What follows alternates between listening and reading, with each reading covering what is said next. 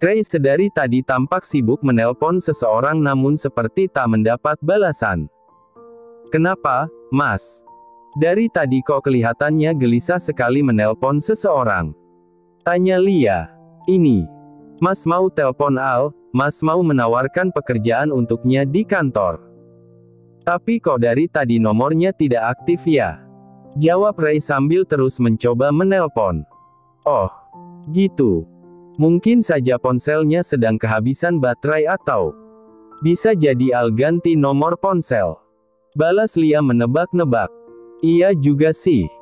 Tapi sebelumnya tidak pernah nomornya dalam keadaan tidak aktif. Kalau dia ganti nomor, kok nggak ngasih kabar ya? Coba tanya Reina deh, kalau benar ganti nomor ponsel mungkin saja Reina tahu." "Iya, Mas coba telpon Reina dulu." Ray menelpon Reina. Tidak butuh waktu lama Reina langsung mengangkat telepon dari Ray. "Halo, Reina," ucap Ray di balik telepon. "Iya, Kak. Ada apa?" Tadi kakak coba hubungi nomor Al, tapi tidak aktif. Kakak mau pastikan saja apa Al mengganti nomor ponselnya. Dan mungkin saja kamu tahu nomor barunya," ucap Ray. Reina mengernyitkan dahinya. "Enggak tuh, Kak. Al tidak memberi kabar kalau dia ganti nomor ponsel. Bisa jadi karena ponselnya mati kali Kak," balas Reina. "Ya. Kalau kamu juga tidak tahu, mungkin saja memang benar ponselnya sedang mati. Hehi. Lagi pula kakak ada perlu apa dengan dia, kok kayaknya penting banget?" tanya Reina penasaran. Ada yang kepo nih. Mau tahu aja kamu," balas Ray tanpa menjawab pertanyaan Reina. "Haish, pelit," gerutu Reina. "Ya sudah, cuma perlu itu saja kok. Cepat tidur, Reina. Besok kan masuk kerja." Iya, bawel," balas Reina kemudian langsung mematikan ponselnya.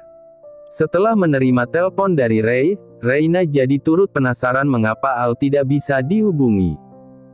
Reina melirik layar ponsel dan mencari kontak Al, namun saat akan menelpon ia merasa ragu. Kalau Alku telpon dia terus kebetulan nyambung dan langsung diangkat. "Wah, bisa berabe nih. Tapi nyoba sekali nggak masalah kali ya," ucap Reina seorang diri. Kali ini jempol tangan kirinya siap mengklik panggilan. Kalaupun memang ponselnya mati, nanti saat menyala kembali, bakal masuk notif panggilan tak terjawab dariku. Bisa-bisa Al berpikir yang macam-macam padaku. Atau dia akan menelpon balik, ucapnya lagi seorang diri. Ah bodoh amat. Yang perlu kan Kak Ray, kenapa juga aku yang ikut sibuk? Lanjutnya, Reina merebahkan tubuhnya bersiap untuk tidur, tapi matanya sesekali melirik ponsel yang terletak di atas meja sebelum akhirnya berhasil terlelap. Ray dan Fares berencana untuk berlibur bersama ke puncak sebagai penguat tali silaturahmi juga bentuk rasa syukur Ray atas keberhasilannya memenangkan proyek bernilai cukup fantastis.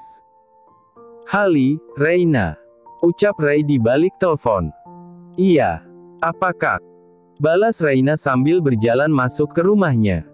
"Kamu baru pulang kerja, Reina?" "Iya nih." "Oke, sebentar saja kok. Kakak mau ajak kamu berlibur ke puncak. Kita akan menginap semalam di sana," ucap Ray. "Oh ya, wah. Bakal seru tuh. Apalagi bikin acara bakar-bakar ikan." "Boleh tuh, cuma Kak Ray dengan Kak Lia kan?" tanya Reina. "Kak Intan dan suaminya juga ikut," balas Ray. "Apa? Jadi kalian akan double date, sedangkan aku?" Reina menyerocos. "Hahaha, memangnya kenapa? Jadi kacang dong aku. Males ah. Tadinya kakak juga akan ajak Al, tapi ya begitu, nomor ponselnya belum juga aktif," jelas Ray. Reina tertegun mendengar pernyataan Ray. "Apa Al berusaha menjauh dan tidak ingin lagi berurusan dengan keluargaku?" gumam Reina. "Jadi gimana Reina, mau ikut tidak?" tanya Ray, namun tak mendapat respon dari Reina. Reina hanyut dalam lamunannya sampai tak mendengar ucapan Ray. Reina, hei. Panggil Ray setengah teriak. Seketika Reina tersadar. Iya kak. Balas Reina spontan. Oke kalau begitu. Besok kita berangkat pagi-pagi. Bukan itu maksudku kak. Aku nggak ikut deh. Kenapa? Karena nggak bersama Al. Tanya Ray mencandai. Reina mendengus kesal. Bukan. Besok aku masih ada kerjaan. Iya, aku kan masih karyawan baru jadi harus menunjukkan semangat kerja. Iya, itu. Hehi, balas Reina dengan cengengesan. Beberapa saat Ray hanya diam menyimak jawaban Reina dengan alasan tidak masuk akal. Besok kan weekend, Reina. Balas Ray. Seketika Reina gugup karena dirinya ketahuan sedang berbohong. Besok aku ada lemburan. Ya. Sayang kan kalau nggak diambil. Hehi. Balas Reina lagi sambil menarik paksa kedua ujung bibirnya. Iya. Sangat disayangkan sekali. Oke kalau itu keputusanmu. Kakak juga nggak maksa. Ya sudah, kakak lanjut kerja lagi ya. Ucap Ray kemudian menutup teleponnya. Reina terpaku saat perbincangannya berakhir. Arggggh. Kok aku tolak ajakan Kak Ray sih? Ucap Reina seorang diri sambil berjalan menuju kamarnya dan memukul-mukul ringan dahinya. Reina membuka pintu kamarnya. Oh Tuhan. Aku juga pengen liburan. Jenuh hampir tiap hari bertemu nenek sihir di kantor. Rintihnya dengan menjatuhkan diri di atas kasur. Gini banget sih hidupku, ditinggal orang-orang tersayang. Ucap Reina dengan lemas meratapi. Tersayang? Tanyanya seorang diri dengan tidak yakin. Selama 1 minggu penuh, Al cukup serius mempelajari bagaimana langkah dan strategi memulai usaha kuliner yang membuatnya semakin yakin. Untuk selanjutnya Al akan mencoba memasak berbagai menu yang nantinya akan menjadi menu andalan di rumah makannya kelak. Meski Al tidak memiliki latar belakang pendidikan tata boga atau bahkan kelas koki, namun Al cukup memiliki selera yang bagus dalam hal kuliner. Al terbiasa menilai setiap makanan yang pernah ia coba. Dengan bantuan internet, Al mulai memasak beberapa menu. Menu pertama yang ia masak adalah gurame asam manis.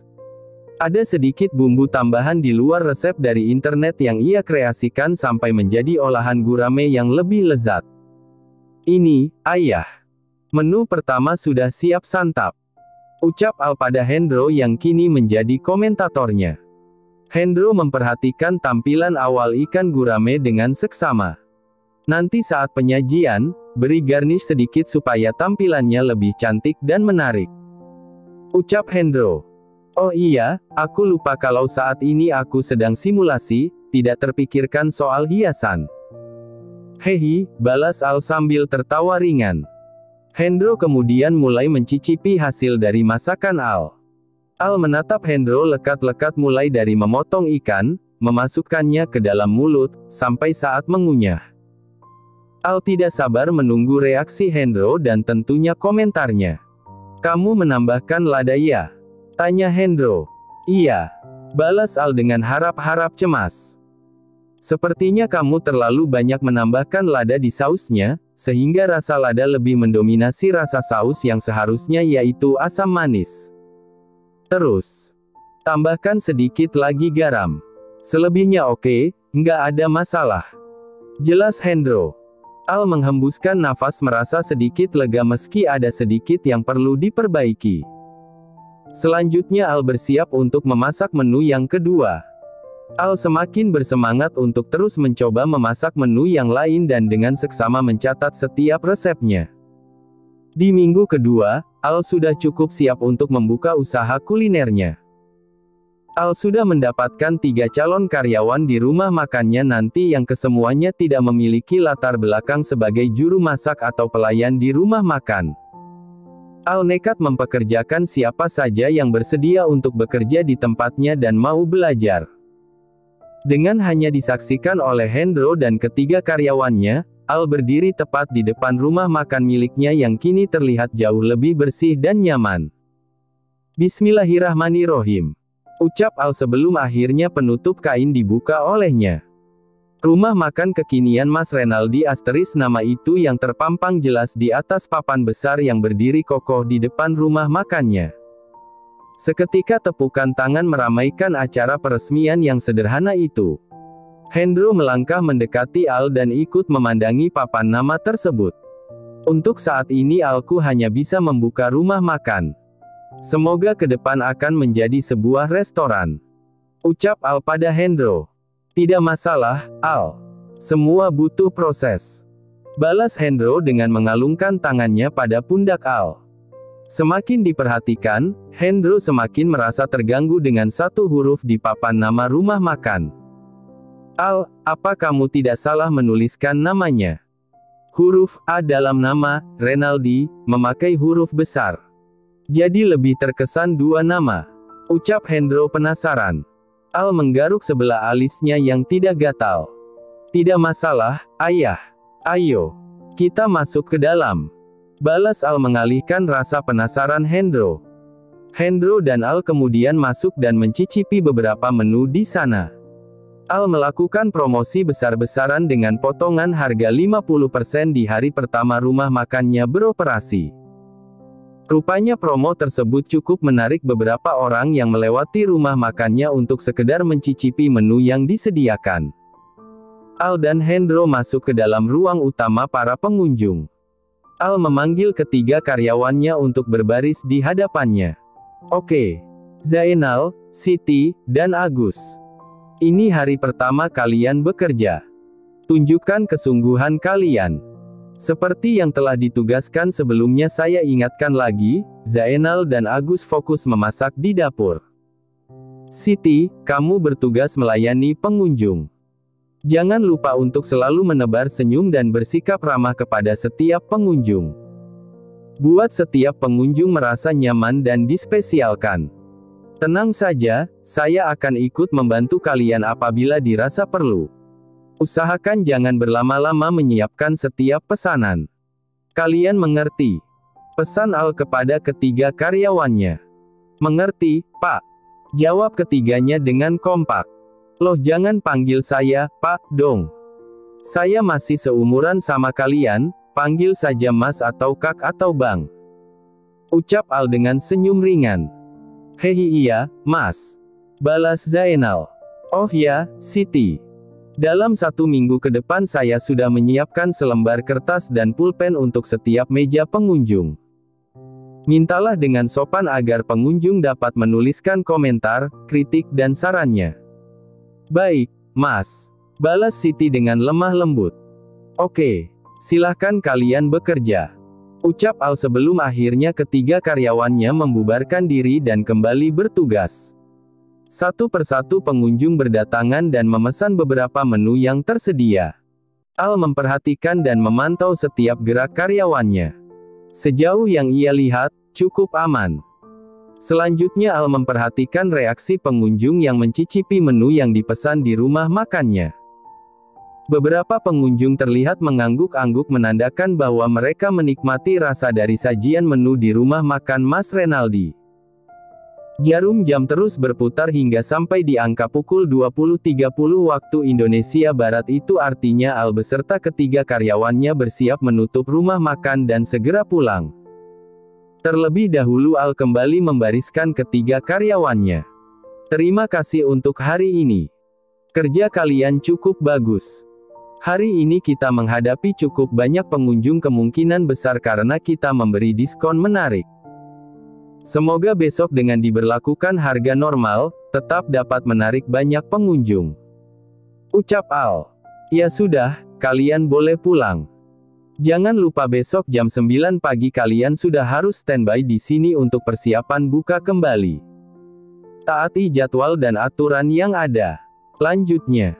Siap, Mas. Jawab ketiganya.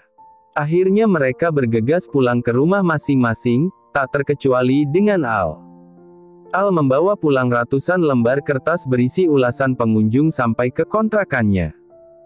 Al membacanya satu persatu catatan dengan khusyuk dan memilih beberapa komentar yang nantinya akan menjadi bahan pertimbangannya.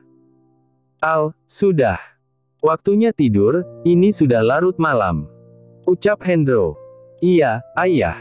Duluan saja. Aku masih memeriksa apa saja yang perlu diperbaiki. Balas Al dengan lembaran yang tak lepas dari genggamannya. Ya sudah. Jangan lupa untuk selalu jaga kesehatanmu. Al hanya tersenyum simpul. Reina hampir selesai berdandan sebelum berangkat menuju kantor. Saat dirinya tengah bercermin, tiba-tiba ia ingin mencoba mengenakan sesuatu. Reina mengambil sehelai jilbab dari lemarinya lalu membalutkannya di kepala sampai menutupi seluruh rambut dan lehernya. Reina memperhatikan dirinya sendiri di balik kaca dengan lekat-lekat. Tiba-tiba matanya menghangat. Reina teringat dengan nasihat almarhumah Mama Reni terhadapnya. Semenjak kedatangan Lia di rumah Rey, semakin memantapkan Mama Reni untuk selalu mengenakan hijabnya. Itu pula yang menjadi alasan Mama Reni mendorong Reina untuk segera berhijab. Namun Reina menolaknya dengan alasan tidak ingin disamakan dengan Lia. Maafkan Reina yang sudah bandel, tidak mau mendengarkan perintah Mama sekalipun untuk kebaikan Reina sendiri. Insya Allah mulai sekarang Reina akan wujudkan keinginan Mama. Reina akan belajar berhijab. Ucap Reina di balik cermin. Tanpa terasa air mata mengalir perlahan melewati kedua pipinya. Reina segera menghapusnya kemudian mengenakan hijabnya dengan sempurna. Reina memandangi dirinya sendiri yang kini mengenakan hijab. Ada perasaan tenang dalam diri Reina yang tak bisa digambarkan. Setelah selesai mengenakan hijab, Reina segera berangkat ke tempat kerjanya. Kedatangan Reina dengan tampilan berbeda menjadi pusat perhatian rekan kerjanya. Reina hanya senyum-senyum tipis. Tiba-tiba Tiara datang melewatinya begitu saja. Seketika langkahnya terhenti beberapa saat kemudian ia berbalik badan memastikan apa yang telah dilihatnya. Tiara memperhatikan Reina dari atas sampai bawah. Wow! Si anak manja sudah taubat rupanya. Celetuk Tiara. Reina hanya tersenyum sinis. Si nenek sihir ini selalu saja menguji kesabaranku asteris gumam Reina. Kesambet apa lu? Tanya Tiara. Kesambet Hidayah. Emangnya lu, Mbak? Tiap hari kesambet kuntilanak. Balas Reina dengan ketus. Hidayah yang mana? Ucapan lu aja masih nggak ada sopan-sopannya sama senior. Seniornya aja kayak nenek sihir, nggak ada baik-baiknya. Gimana mau DL hormati? Gerutu Reina dengan suara berbisik. Apa lu bilang? Tanya Tiara. Oh, enggak. Tadi gue cuma berdoa supaya Mbak juga cepat dapat jodoh, maksudnya hidayah. Balas Reina dengan senyum paksa. Halah, alasan saja. Sudah. Kalian tuh kerjaannya ribut terus. Ayo balik kerja. Ucap senior yang lain memisahkan keributan antara Reina dengan Tiara. Reina mulai bekerja dengan sungguh-sungguh. Bahkan Reina beberapa kali mendapat pujian dari atasan karena hasil kerjanya yang bagus. Reina menjadi semakin semangat dalam bekerja hingga menemukan rasa candu dalam kesibukannya yang membuatnya melupakan perasaan yang sempat mengganggunya. Alhamdulillah akhirnya sampai juga. Ucap Fares ketika mobil mereka telah sampai di pintu masuk kawasan puncak. Ray dan Fares memesan 2 kamar untuk masing-masing. Selamat beristirahat, sore nanti kita akan mulai berjalan-jalan dan berwisata kuliner sekitar puncak. Ucap Ray pada Fares dan Intan. Dede Azam juga bobo siang dulu ya. Nanti sore kita main bareng lagi. Ucap Lia pada Azam yang tengah asyik menggigit jarinya dalam gendongan Intan. Matahari perlahan bergeser sebagaimana jarum jam yang berpindah ke angka 4 sore. Ray dan Fares telah bersiap untuk kegiatan pertama mereka yaitu berjalan-jalan sekitar puncak dan menyantap makanan. Tidak lupa Ray membawa kameranya untuk mengabadikan momen kebersamaan mereka. Lu bisa fotografi juga, Ray? Tanya Fares. Ray melirik Intan sekilas. Ya. Walaupun tidak begitu handal. Balas Ray. Ray memposisikan lensa kameranya pada sebuah objek berupa kedai dengan desain estetik serba kayu yang terletak di antara pepohonan yang rimbun. Coba gue lihat hasilnya. Tanya Fares cukup penasaran. Ray memperlihatkan hasil jepretannya pada Fares. Widih, ini sih keren banget, Ray. Puji Fares apa adanya. Oh iya dong. Gue gitu loh. Balas Ray menyombongkan diri. Pantes deh lu jadi tukang foto. Biar perusahaan lu buat gue aja. Ah, sialan lu. Balas Ray dengan mendorong tubuh Fares sebagai bahasa akrab. Intan dan Lia hanya senyum-senyum tipis melihat tingkah mereka. Mas, aku kebelet pipis. Aku ke toilet dulu ya. Ucap Lia tiba-tiba. Oh. Iya. Hati-hati ya. Balas Ray. Lia cepat-cepat menuju toilet sampai tidak sempat menjawab ucapan Ray. Ray, Intan dan Fares mencari tempat yang cocok untuk mereka bersantap siang. Tanpa sengaja mereka berpapasan dengan Tiara. Tiara, ucap Intan pelan. Ray hanya menatap Tiara tajam sedangkan Fares menatap ketiganya dengan perasaan heran. Hai Intan. Ucap Tiara dengan menarik ujung bibirnya dan mengulurkan tangan. Sedangkan Intan dibuat terpaku dengan kemunculan Tiara yang tiba-tiba. Intan. Panggil Fares memberi kode agar Intan membalas uluran tangan Tiara. Intan akhirnya terpaksa membalasnya dengan tatapan penuh kekhawatiran. Senang bisa kembali bertemu denganmu. Ucap Tiara dengan memasang wajah berpura-pura ramah. Oh. Jadi kalian sudah saling kenal? Tanya Fares seadanya. Ya, sejak di bangku kuliah. Balas Tiara. Tiba-tiba Lia datang menghampiri dan cukup terkejut dengan kehadiran Tiara. Tiara, ucap Lia. Intan semakin dibuat terkejut dengan kenyataan yang ada.